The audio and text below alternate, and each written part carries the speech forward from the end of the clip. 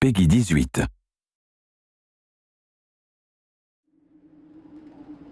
The North is a dangerous place for small buggies like yours. Afraid you're gonna need something with a little more muscle. Fundamentally, a first-person shooter needs to pull the player into the action, to have him ducking and dodging in his chair what he sees coming at him on the screen. But with Rage, we've gone beyond that.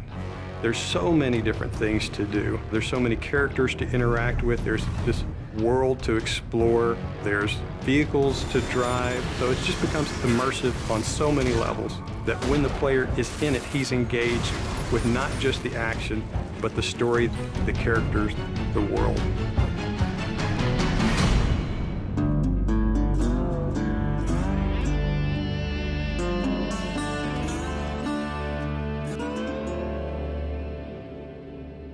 The Wasteland in Rage is kind of like a plate that the rest of the game sits on.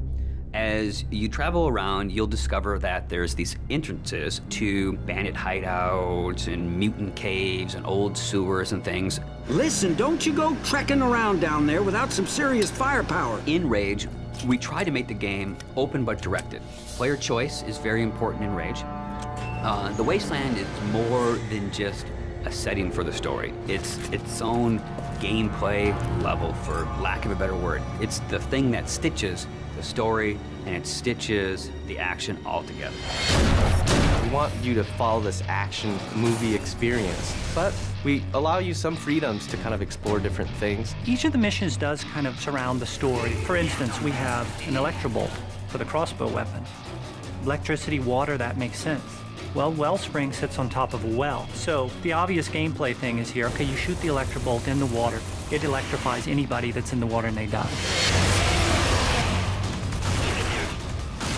As you travel through the Wasteland, you meet very interesting, very over-the-top characters. Great! Muy bueno! We are simpático, eh? And we feel that creating memorable characters that offer you memorable missions really kind of helps drive the whole experience forward. The interactions that the player will have with these characters should hit something in the emotional nerve of the player. So we've gone that extra distance to make key characters really feel alive.